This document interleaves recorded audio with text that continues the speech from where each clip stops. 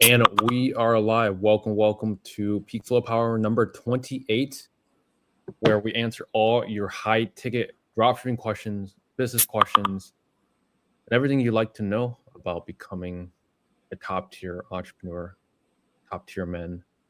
Anything you want to know, drop in the comment section below. Let's hop right into it. Today is April 18th. Such a cloudy day. What about you in New York? It's actually hella sunny right now. Lucky. But you have sunlight on you, Trevor. Barely. Not enough sunlight. Oh my god. It's probably because of my screen, because I can dial up the brightness and then look some. Oh yeah, it looks more light than maybe there is. Yeah. Mine's all natural sunlight right now. It's actually really nice. It's like 70 degrees. 70. The best time to be in New York. Oh yeah, it is. It is basically 70 here as well. Yeah.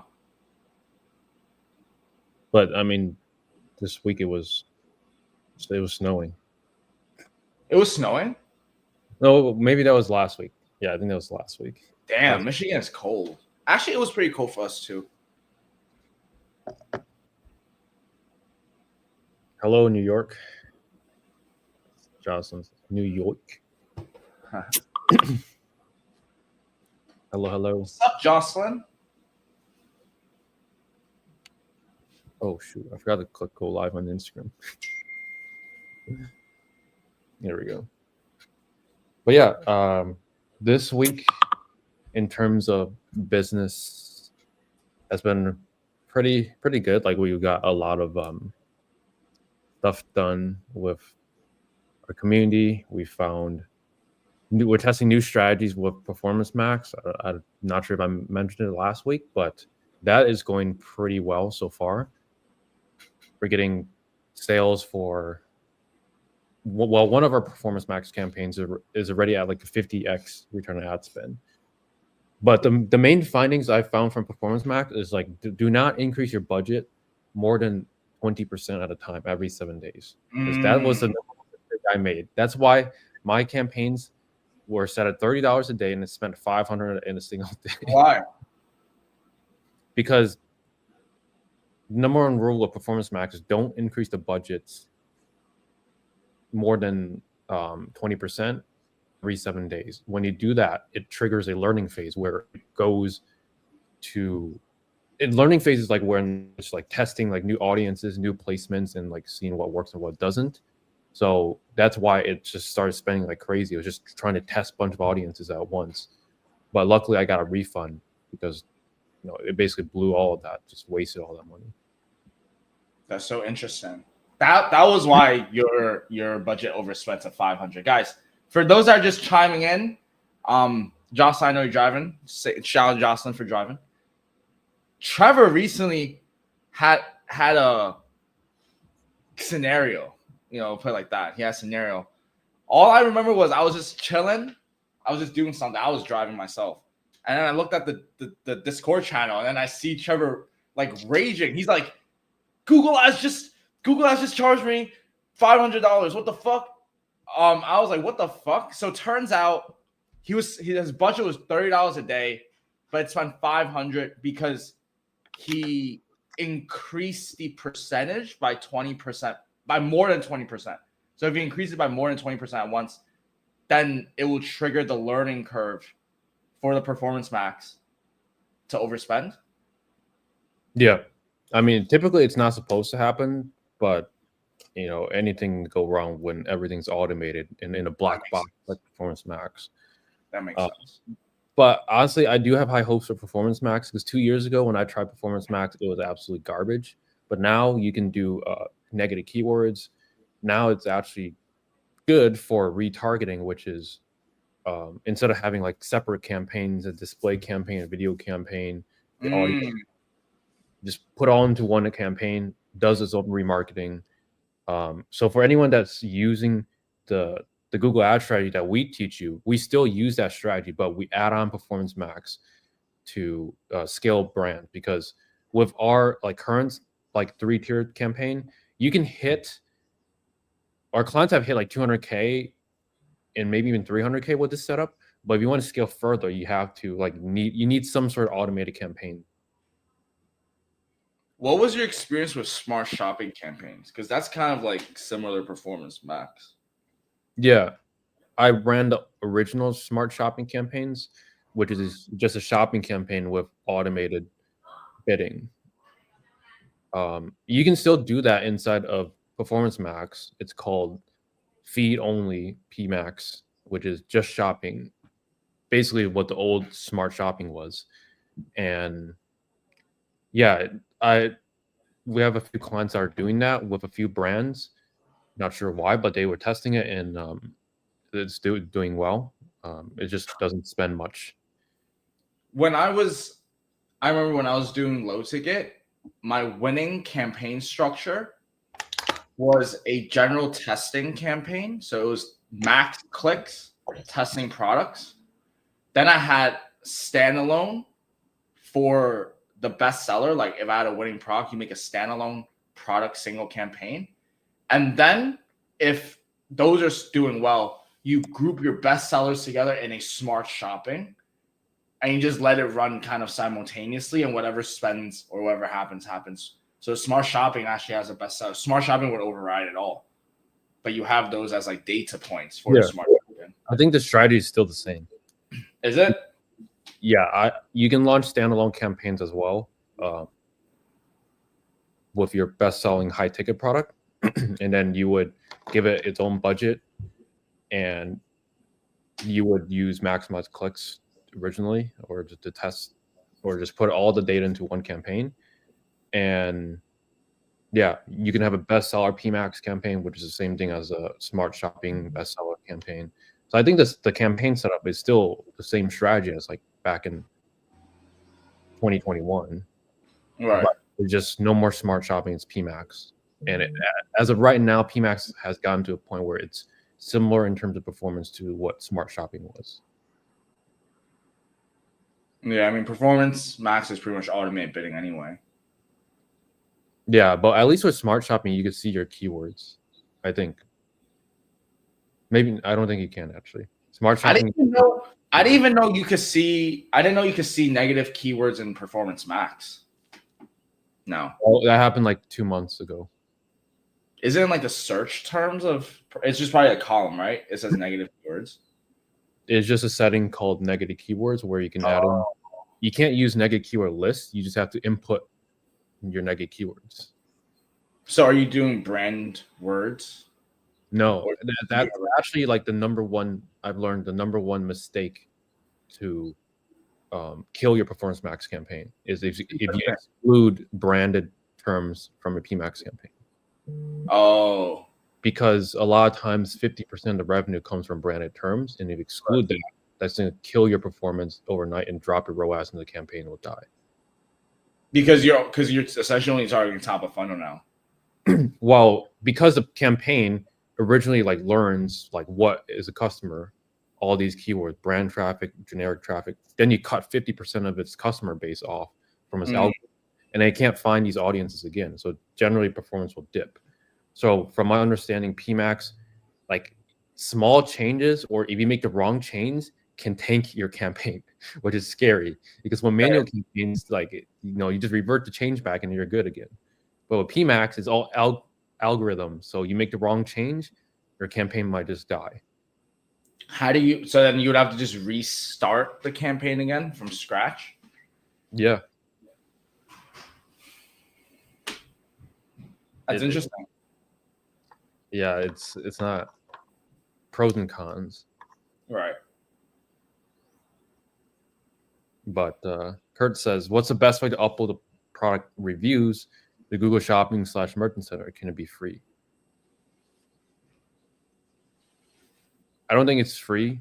I don't think it can be free, but I use JudgeMe, which is $15 a month, and you can upload those reviews via a review feed on Merchant Center and Google Shopping.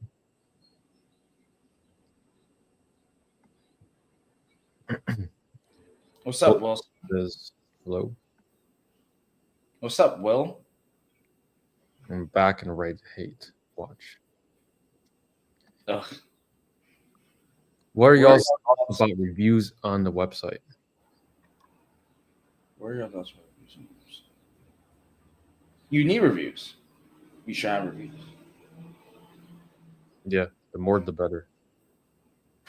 But the real reviews versus fake reviews, let's talk about that. As dropshippers, everyone has fake reviews before. I know. I'm like, positive all the big brands, everything online. You gotta verify. You need verified reviews. Verified reviews. well, do you think importing AliExpress reviews on your low ticket dropshipping store is ethical or unethical? I think it's completely ethical. But those reviews aren't for your store. They're for the product that I was selling. Right.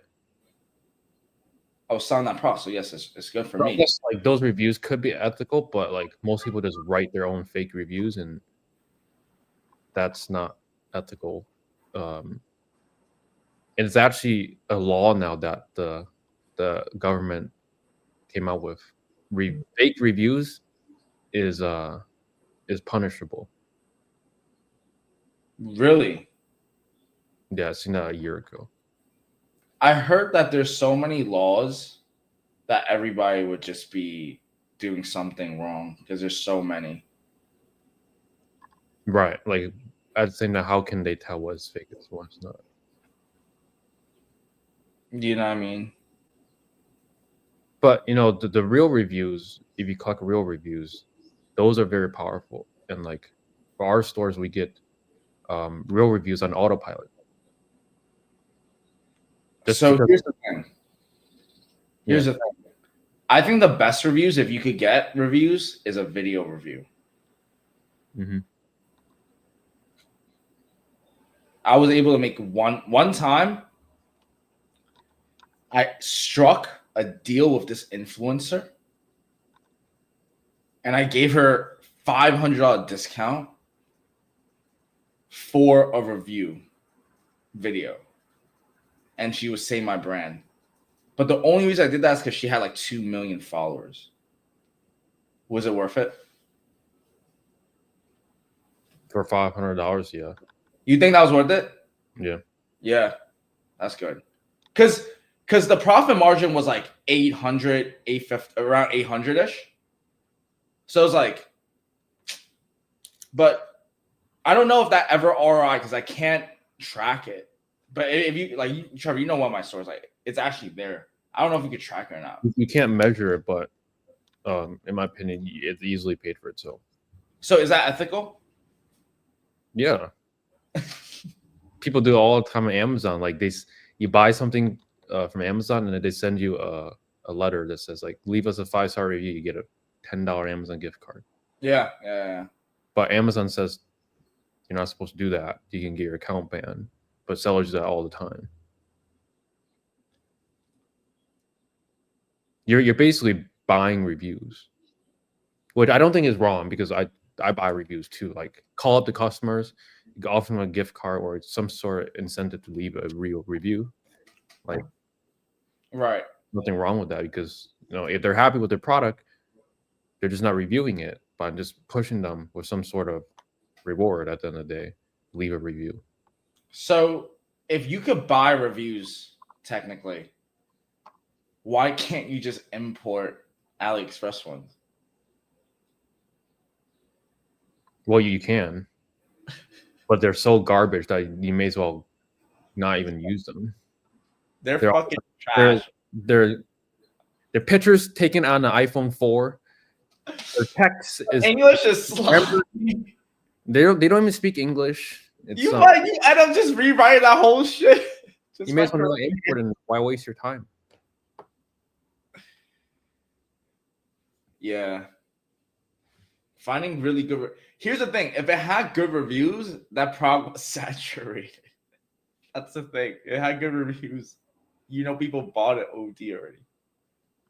So that was the biggest problem. Good times. Low ticket drop shipping. Good times. Hi guys, what are your comments on the tariffs right now in the U.S.? How does it impact high ticket market right now? Thank you. It's a good question. Who's Mr. Terrace? Well, to answer the question, how it impacts high ticket dropshipping, we made a few videos on this, but it impacts it. It definitely has an impact on it because a lot of things. I know the people on Twitter say like, "Hey, only 10% of things are made in China." No, like basically everything. Are made in China. Almost everything is made in China. Like you, the viewers, might just be made in China too. just like how everything is like made in China. Like, yeah. Wait. The tariffs definitely impact it. The price goes up, wholesale and map price. They both go up. The end customer ends up paying more. We have not seen an impact on sales, or clients have not seen an impact on sales. If anything, I think sales are like going up right now. It's been doing pretty good.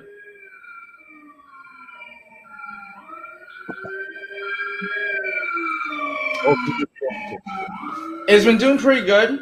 And I want to talk a little bit about tariffs, but Trevor, what Will's saying, like, I want you to put it for the viewers to see. 1, 2, and 3. Everything that you said. Just probably give like. You can't close the top suppliers in your niche when you're beginning. Should you still run ads and launch? And then, good question. GTF Filmworks. Give it like let the viewers just let him voice what he got to voice. So, when Trevor made a video on it, Joe Versher and so many other e-commerce people. So now that like he said what he said, let's go back to the other question. Answer. Yeah. So what are your comments on tariffs? So here's the thing. This is very interesting. We're at this point where like US is the biggest consumer, but China makes the products as well. So it's two big global Godzillas kind of going against each other. But here is where I think the nuance is. Number one, we're the buyer. US is the buyer. Usually buyer has a little more power in these scenarios. Second of all, people are freaking out because all of the jobs would come back to the United States, and they're saying how like, oh, you can't, produce jobs in China from cheap labor. China has cheap labor. There's like 1 billion people there. But the thing is, I feel like at least from the business owner side, right? Like, if let's say it costs $20 to produce something, right? To turn raw materials into a product costs $20.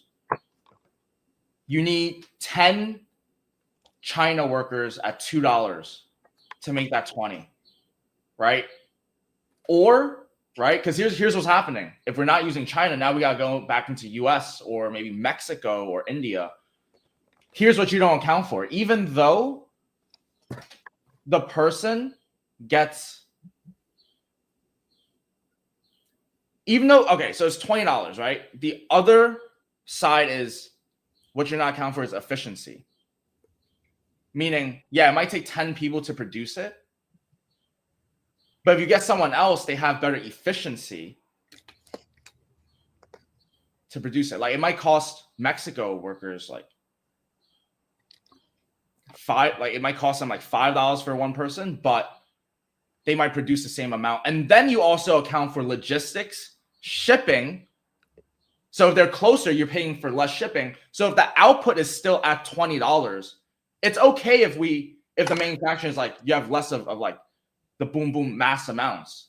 Like it'll compensate. Like it won't be the end of the world. But the interesting part is that China produces the raw materials though. So forget the manufacturing. China has a lot of the raw materials. But that's why Trump was actually at Greenland at first. Like that's why he went to Greenland, because he tried to talk to Greenland. And that's why he was trying to struck a deal with Ukraine to make things like try because they have the minerals, they have the resources. So he's been thinking about this since day one. So the reason I'm saying this is because many people are freaking out because they're freaking out on the one-dimensional plane on tariffs, but it's really a four-dimensional kind of like different variable like that's going on. For us as a high-ticket dropshipper, just going back to the question, we're the ones that are going to be like good because we have the product, right? The only problem is the shipping and logistics, but some suppliers don't rely on China. I have suppliers from Europe, so that's fine. Right? I think they just struck a deal with Europe or like are right now. So the supplier is going to worry about that because the supplier is logistics and supply chain. All right. All that's going to affect is like if it does increase prices, we're going to have to increase the price on consumer end. But at the end of the day, we're targeting the ultra wealthy. We're not even just targeting the rich. We're targeting the ultra wealthy. And let me tell you, a lot of the ultra wealthy, they made a lot of money the past few years from that stock market game. You understand? So it's so interesting. It's so interesting. Yeah, I mean, it really doesn't impact it because of the fact that the buyers that we're targeting, like you could argue like, hey, the price goes up, does that equal less demand? No, it's the people that we're targeting, usually which is upper level citizens and businesses. Yeah. If it's a need-based product, they're going to need it either way. If it's a want-based product, this temporary tariff or however long this tariff will be may impact it at some sort of level for the people that are not in that category. Mm-hmm. But at the end of the day, it really doesn't impact it enough that I'd say not start this business. But also, I want to add on the efficiency of workers. Right. That's a good debate because, in my opinion, yes, you can hire cheap labor overseas, but I would say like people in China are like the most efficient workers. Like You think even so? if there's an hour, like let's just say 10 Chinese workers versus 5 American workers. Here's the thing. I'm willing to bet it wouldn't be American workers, but I'm also willing to bet American workers. But I'll let you finish first. Yeah, I'm just gonna say like Americans are just lazy. Okay. Well, we just got things way too comfortable. Like we don't really have to do a lot of things, and we have things handed to us. Like we have water. But we live in a world of automations. Yeah, that's why I'm saying like, during COVID, China built a whole hospital in like 2 days, while the US takes literally weeks or months to build a hospital. Like, yeah, but I'm saying in terms of efficiency, we're adapting towards innovation. Yeah, I'm sure both are efficient, but one just has mass raw power that's just straight up faster. There's a reason why things are innovating faster in China than in the US because all these laws and all these government things, like they just take way too long to pass this through Congress and all that. While in China, they're like, new law, boom, boom, boom, let's just get this out. And they're innovating at a pace where it's like, dare I say, like they're ahead of the US in terms of technology. Even though I don't want that to happen, I disagree though. Okay, look, they might have some flying cars. Okay. Yeah. They might have some flying cars, but I don't even think that's gonna be plausible. Like if some shit hits, like I think tunnel is I don't know. But I'm saying that because I don't think they're adapting as fast as you think they are. For example, right now, as the two power structures of US and China are kind of colliding, what's also happening is the breaking of the financial system, the monetary system. But US is the country right now that's trying to adapt earlier to cryptocurrency. China doesn't allow cryptocurrency. China has been blocking cryptocurrency for the last fucking decade. So I don't know where it's going. Is it going to go back? Is it going to go to like the U or because that's really what's going on, right? I think the world lives in debt. Like that's always been the play, but it's like, how are we going to transfer that? I think it's going to be also crypto. Cryptocurrency is. I mean, I think everyone believes that it's going to be the future, and the reason why China is blocking it because they don't want to give the power to the people. Well, They want then control. But at the same time, if you've been to China, which from what I heard, everyone is using WeChat Pay, so there's basically no currency. There's no paper money in China already. Everyone's using WeChat Pay. The shops use WeChat Pay. The trains, everything is WeChat Pay. You don't even need currency anymore. I know. I don't know. Like, China prints their currency too. Like they print money too. Yeah. Everybody prints money. At the end of the day, like we're not the government. It's not a problem to deal with. Let's just make our money, enjoy life, and I'm happy not being a government official and just having to worry. 100%. I stand by that. The only thing is that the policies affect our business, right? Like all these policies going on, that should just destroy China dropshipping overnight. You have to hit up like, it's scary. I don't know. And then people are looking for like workarounds. Like, I think you get. Oh my god! Yo, my Siri just turned on by accident. Still on it. Get away. Yeah, I mean, people are looking for like alternatives to like avoid the terrorists, like shipping through different freight lines or something like that. I've seen that on Twitter. But thoughts on pivots to other countries or markets like Europe, Canada, Australia, New Zealand. We'll still search from China. Oh, China suppliers are offering big discount. That's interesting.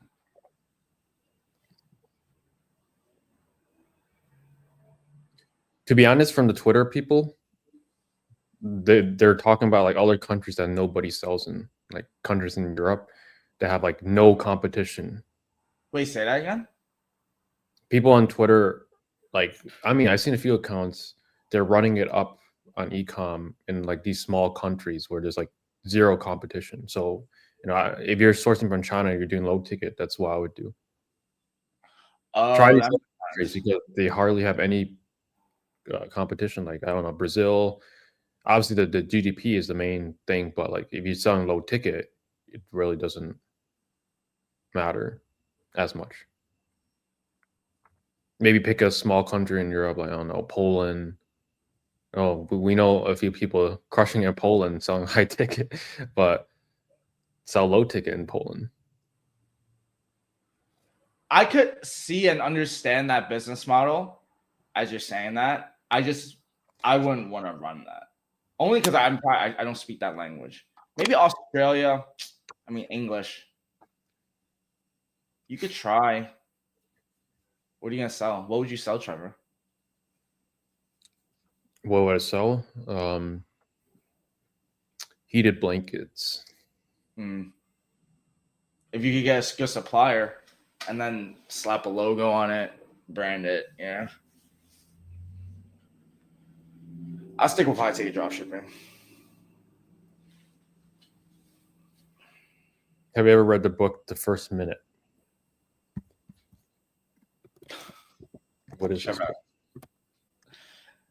Trevor, just skip him. Next, Jocelyn China. Mr. Fax, hello. Is that because the national BMI is a lot higher in America? What's BMI? Body mass index?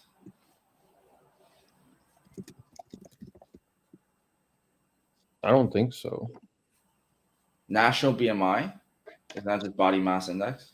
Well, yeah, but I don't think that has to do anything with how fast hospitals are built. In America, you have to get permits, you got to get the land to make sure it fits all the check boxes, like the city approves, all those extra steps and safety precautions, which are good at the end of the day. But when the government is in control, like I want a hospital here and now, 2 days later, it's built. I'm not saying. Say that again, Trevor. Say that again. Rephrase that. like all the laws in the US prevent speed, like, you know, city laws, safety precautions. That's what prevents speed in the US. In China, I'd say it's less safe, but they have speed, so it's a trade-off. Like you don't have to go through all this paperwork and stuff just to build a hospital. The government issues something, it's being built right then and there. It's speed, but less precautions. In the US, there's more precautions, less speed. Yeah, but then it's hard because there's speed, but at what cost? Yeah, that's what I'm saying. Like, for example, in China, there's CATL batteries, which batteries, like for car batteries, it can drive 600 miles. That's being first innovated in China. It's already in production in some cars, but like in the US, like there's no cars that have that. It's just Well, number one, I don't know if we're fully wanting all to push to electric though. well, I'm just saying technology in general is just advancing faster in China, but we don't know if it doesn't have all the safety precautions. Like it hasn't been tested long enough so it doesn't blow up. How are you measuring technology though? How are you measuring technology? Use technology. Like what right, what technology mean? Define technology. Or just like what do you mean by technology? well, the batteries right now. So battery production. Well, no, just the technology of the battery. Like if a battery is like 100 kilowatts and it drives like 300 miles and it takes 60 minutes to charge, that is its current technology. But if you can improve it, either increase the range or increase the charge rate, you improve the technology of the current battery. So I'm saying China. Okay. So you're thinking about like speed and efficiency. I'm just saying China is better at innovating with new technology. Okay. So who do you think, which country, China or US, is creating the innovators of this generation, which are entrepreneurs? They're both creating innovators. But you have more. I mean, yeah, they're both creating innovators. But starting a business is way easier in the US than in China. Correct. So what I'm trying to say is it depends on how you define technology, right? If you're defining technology by the battery production, yeah, they're probably like they might be faster. But I'm also like I define technology as innovation, right? Like, so I'm thinking of like where are the business owners? Where are the people that have like the free the thinking, the new ideas, and I come into US thinking that, and then you think if you define technology, that's like cryptocurrency. You go back. US is the one that's actually implementing API keys now to update the system. With Elon Musk, they're updating like all the files with API. Like we're actually adapting to the digital world. So that's why I think it's so interesting. You're seeing the collide between are we going to go to like new or boom? And yeah, bro, I don't know. But what I'm trying to say is like the problem is it's good if the intention of like the government has like good intention, like, but like what's good and bad, right? Like you get things done, but you're seeing things run from the top down, or are you gonna run things from the bottom up? And you're just seeing these two big things just colliding. I don't know. I don't fucking know. Yeah, I mean, I think right now as a country, China is they just have speed, but they don't have everything is just they're innovating at a faster rate. There's just no denying that. You think but so? What do you mean? I think so. That's literally facts. But DeepSeek's the one copying OpenAI. They're not innovating. They're replicating. They're mass produced and they can do volume, but they're not originators. The original is in America. No? I don't know exactly where it's originated from, but I'm just saying in general technology, there's like that's why there's like always these cool gadgets in China because they always be innovating random shit all the time. But it's not innovating though because they're like they take the shit from like America makes it and then they do the mass, like it's like they DeepSeek shit. which is not wrong. Like that's the game. Yeah, Like they you can't do. get mad at that. Yeah, they do definitely copy a But lot they're of not the original. That's not original though. things. Well, yes, they do copy a lot of things, but they do also create new technologies. Like what? Like the battery, for example. Like that's non-existent in the US right now. Who has the chips though right now? What chips? The microchip, like all those chips. That's what makes Taiwan valuable. Well, does Taiwan own China? I mean, does China own Taiwan? No, I think Taiwan's under U.S. territory right now. I don't know. And then I mean that's a big politic thing that's going on too. Yeah, I don't know. Like I don't know. at the end of the day, just make money. High ticket dropshipping all the way. We'll be okay. Government. Yeah. Like, as long as they don't like silence our opinions, we'll be good.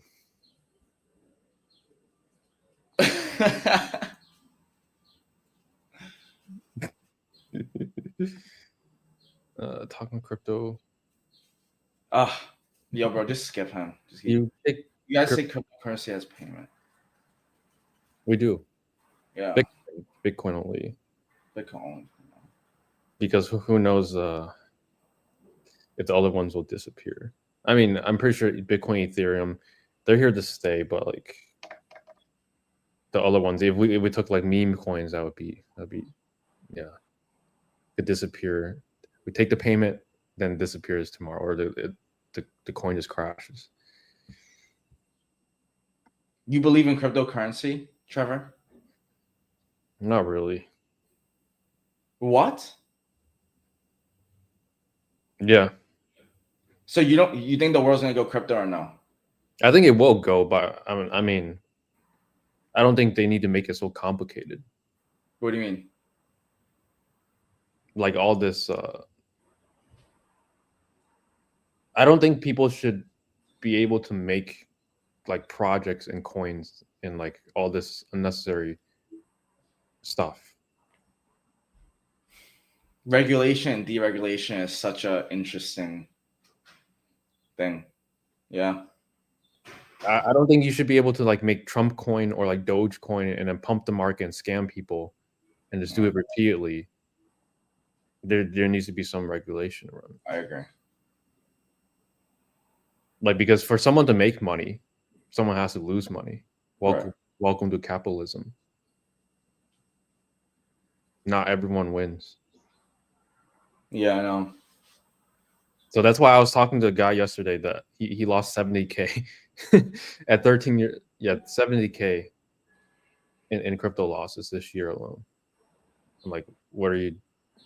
Okay, you're interested in high ticket e-com now. So he's building a store. It's like, I want to get this cash flow so I can, I don't know, maybe lose some more money in crypto. Really? He said that? I was joking with him, but it's.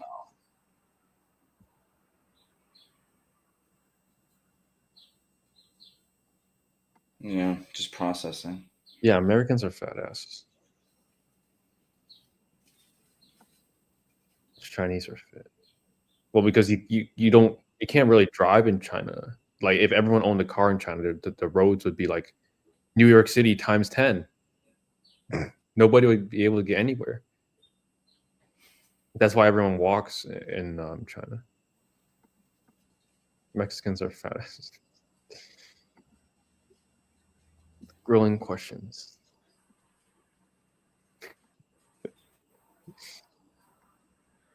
The cheesy chips, salt and pepper chips.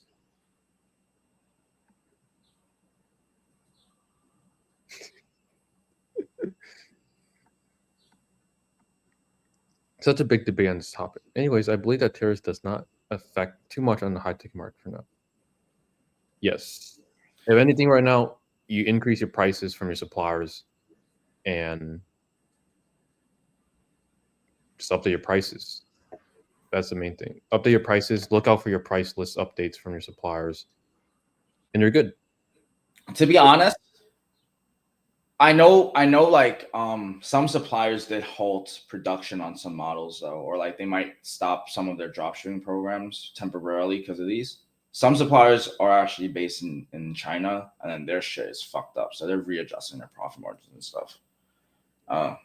Actually, I know a few cases on that, but it really depends. But there's so many suppliers, though. That's the thing. So you're gonna hit one. You're gonna like. There's so many. Or become a supplier yourself.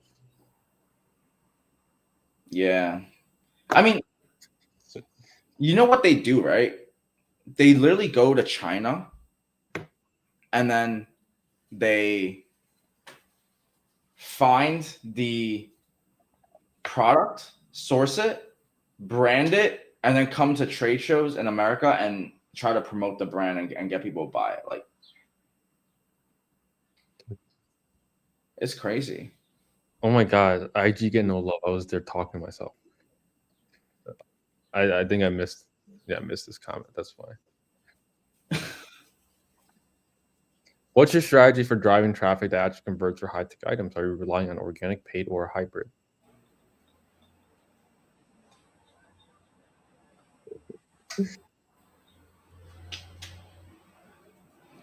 You're laughing because Haji Mikey with a good question. Oh my god. A lot better than Mr. Sanchez's. What's your strategy for driving traffic that actually converts? You could use both organic and paid to get traffic. And the best way that we recommend at first to start off is through the paid Google Ads system. And then as you get traffic, then you use SEO and organic to like kind of build traffic and expand. So you want to use a little bit of both. A little bit of both. Oh, I missed a text from Mikey.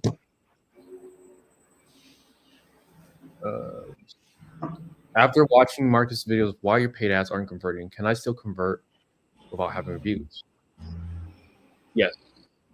Yes. Because I had any reviews when you should supplement not having reviews by having some sort of social media presence. So make sure your Instagram is not empty, have some posts, reels. Your Facebook is not empty. Your YouTube channel has some videos. And you're just actively posting on it, even if it's just once a week. When do you think cloning centers will come into effect? I heard you can clone animals, but like, for example, if your cat passed away, or before your cat passed away, you could clone it, and then you would have the same exact cat, like physically, but it would be a different. That stuff is so trippy, bro. No, because it's actually been a technology that's been around for a long time. Because horse racing, I know nothing about horse racing, but I heard with horse racing, they always be cloning the top horse that runs the fastest, something like that. So that way, when that top horse dies, they have a new one that's being bred, and they gotta keep making money. Something crazy like that. But if we can clone humans, which I think the technology is right here, but the government will just not allow us. I don't really see a point in cloning humans, because we will look the same once we are cloned, but it's our upbringing is what makes who we are. So unless you simulate the situations identically, the clone will still be different than the original. They will just look the same, I think. Not unless you have Neuralink. You want a chip in your brain? I don't think I'm ever gonna do it. Good. I think nobody should do it. But what if your competitors are everyone's just trying to put chips in their brains and they're just out competing in IQ, and you just have to, it's like, are you gonna adapt to AI? Are you gonna adapt to the technology, or are you just gonna like not adapt? Well, I would let the people get it first, watch some long-term reviews so there's no side effects. Let them be beta testers. Yeah. Once technology is like proven, then yeah, I would consider it. And go in and see what's up. But never be the beta testers. Never be the first and last to try anything new. Yeah, let them be beta testers. Let them screw up. Yeah. What's your average CTA, CPA for a high ticket product? How do you keep ROAS consistent? Are you ChatGPTing these questions? When is good questions, bro. when is Mikey into ecom? He's asking for his store, bro. Okay. What's your average CPA? Usually 150 to 200 on the account level, but on a brand level, it can be $50, upwards of $400, depending on how high ticket it is. Oh, I think we answered this. I told my girl that I'm surprised, like, you taught me. Oh my god. And she slapped me. We have Mr. Worldwide. If you could advertise a high ticket ecom product on the Super Bowl ad slot, what product do you think? Super Bowl ad slots, I'm pretty sure the companies never make money. Like on paper, they never make the return back. But it would have to be something mass market, something that people would want at the time that they can take action on. So I know what. What? A barcode. For what? I would do a mass market lead magnet. I'll filter some people and just give them something. And in order for you to receive it, you scan the barcode and then probably make like a 20 or 30-second like commercial real quick, grab attention, make it look real cool. Scan code, and give a lead magnet. Like let's say like if you're selling saunas, I'll give like a free sauna ebook or like health playbook and then sell the sauna. Well, our target audience is definitely not people. I mean, it could be. You can't sell a high ticket on advertising, bro. I mean, you're gonna get you'll get lead, but you're not gonna get anything. Oh, So you might as well give something. I would sell crack. Like ass crack? Cocaine crack. You know, like you need something addicting so they will come back for more because you're losing money on the front value of the ad. Right.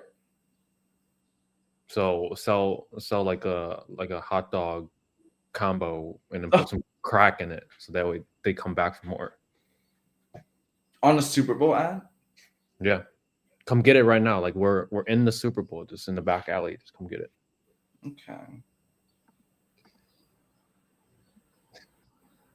When dealing with returns on products worth $1,000, how do you protect your profit margins to prevent chargebacks? You have return policies in place, and you double check the customers before you submit the orders to your suppliers.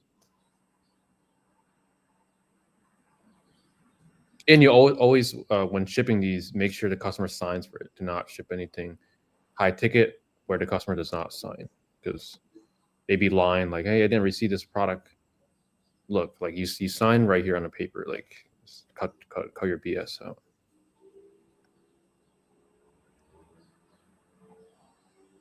Cat cloning, it's called Cat 2. I think cloning centers are actual like physical locations that I don't think you can drop ship them. What you mean it was cloned?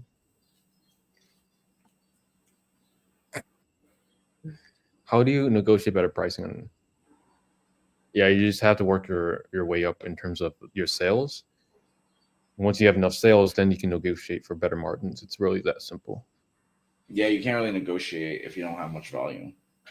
Cloning is banned in most major racing jurisdictions. Oh, that's good to know. Oh, interesting. So you have to breed the horses.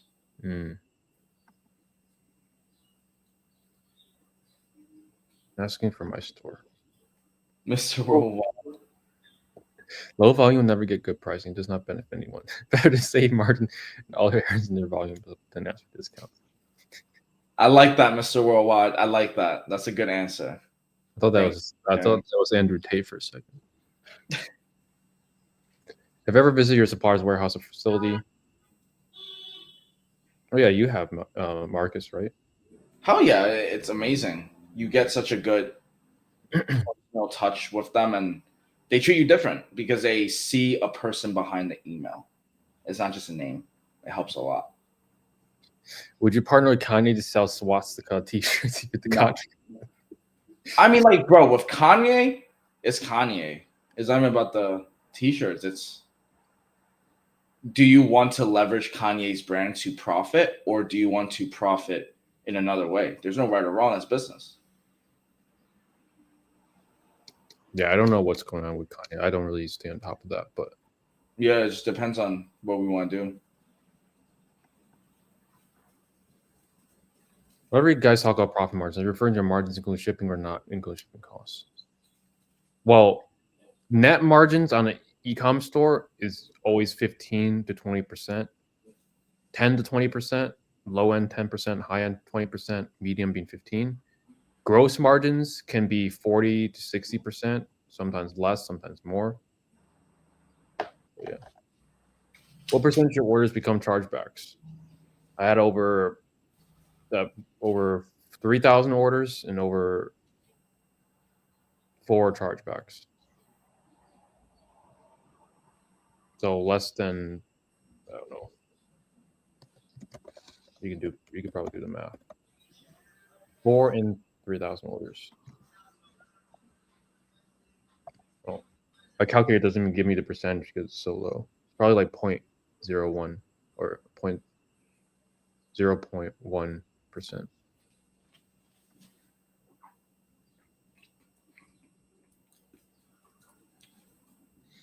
What's your supplier's vetting process for high ticket products? And how do you avoid middlemen posing as manufacturers? These are actually really good questions. What's your supplier process for high ticket vetting process? Oh, okay. So map pricing, USA based, good communication, high ticket. High profit margins, right? Yeah. Facts. How do you avoid the middlemen posing as manufacturer? Well, usually the middlemen, they don't have like, you can't really go meet and greet them. So if they don't even show like a address where you can go to their warehouse, then it's most likely a middleman. I have a more technical question. I've manually added products to my Shopify and supplier doesn't have any SKUs with GTIN numbers. Is that a problem? Yes. Ask your supplier if they have it, if it's not listed. And then how you get around it is you can make up your SKUs. That's what I would do. I would just do like words, couple letters for the supplier name, and then a number for the product. And then GTIN, I mean, if they don't have GTINs, you just don't have GTINs. You can submit the products without a GTIN. They will show limited performance, but the ads will still run.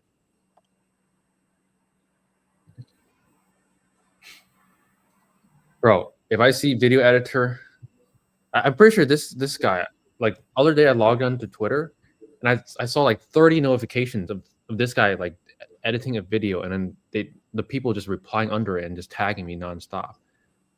Like I don't need video editing. Like go find someone else to video edit for. What are chargebacks? Like refunds or them canceling it through their bank to get free product? Right. Yeah, basically. You're telling their bank like, oh, hello, I didn't receive my product, or this is fraudulent, or whatever reason. And we won chargeback cases before. On my store, out of 4 chargebacks, I only lost 1 in terms of like actual number wise. Because even the other ones that I lost, I still got refund from my supplier. So even if I lost, I just did not make any money on the order. I didn't really lose any money. Yeah. It's good systems. You need good systems to prevent it. So like just prevent it in the first place. But I think the best way to win any chargeback is if you could do a contract where the customer signs and you sign. And as long as you state that in the chargeback case, very, very hard to lose because like I've used that strategy recently. We want to charge back like mid 4-figure chargeback by having the customer sign for the order and us signing as well. That's how you win.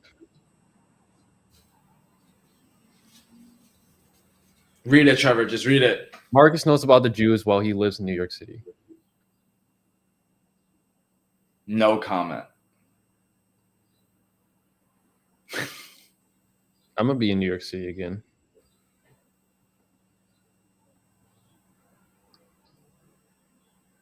Can you tell us the worst experience you have in your high ticket dropshipping career with a customer and a supplier? Yeah, I mean it's one of the 4 chargebacks I had. Essentially, a customer got their product and they didn't really like it. They couldn't. It was like a table. It was a $3,000 wooden table. They couldn't screw on the base with the top, and it was like a manufacturing defect. And that's when very early on when I was taking calls from my store, like they couldn't screw on the round table to the actual base of the table. And I just like telling them, how hard is to screw it to the table? And they're like, no, show me pictures. And they're like, the pictures are so weirdly angled. Like, is this person lying or like, what is going on? Apparently, it actually ended up being like a defect, and the supplier wanted to send out, or the supplier wanted to ship out a replacement, but the customer didn't want it. It was arguing back and forth, and then they filed a charge back, and I got the supplier to take the item back, got a refund. So at the end of the day, I just made 0 on the order. Well, I guess $25 because there's a $25 chargeback fee with the bank. But that was my worst experience. How about you? Yeah, my worst experience, I remember it's always just those where you're trying to speak, but it was handling customer service. It was just like dealing with a Karen one time. I remember like because my niche is a little bit more woman, so like like older moms, home wives, they're buying my product. So the worst experience is always trying to do more justice for them and trying to actually help, but also being unable to control my delivery. Like sometimes I sound a little more aggressive, like sometimes I just sound like that. I'm a business owner. And then they're like, I can't believe you're talking to me like that. It's like, ma'am, like I'm trying to, I can't believe, what kind of customer service is this? But it's because they're not trying to logic it. They're trying to get a discount. Like they know. And so if something happens with the product, they'll try to hit like a snap. Like they'll try to do something to use. And then you go, so. Yeah. That's been my worst experience. Just trying to like not give them the discount that like the lick that they're trying to hit. No, like you're saying your target audience is women, but that's also my target audience too. I narrowed down my target audience to demographic from all the ad spend I put into Google Ads. It's old, rich women over 65. Yeah. That's my target audience.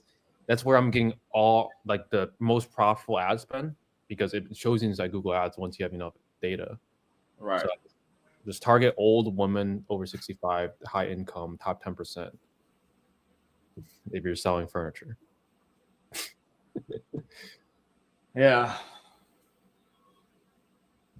You'd be surprised. It's yeah. How crucial is level competition? I mean, competition equals there's demand, but you can still beat your competition because we have people selling saunas, and you know how competitive those are. And how they're able to compete is doing marketing better, having a better offer, having a better sales process, and all of those components combined create a better experience. Jocelyn. All right, Joe. I have a meeting now. I have another call. I got to end this amazing live with you guys today. But if you guys are interested in getting to $10,000 a month, have good supply reliability, good product quality, come into the PeakFlow community. You'll learn exactly how. 10K a month. Have a good one, guys. Thank you so much for your time. Peace. All right. Adios.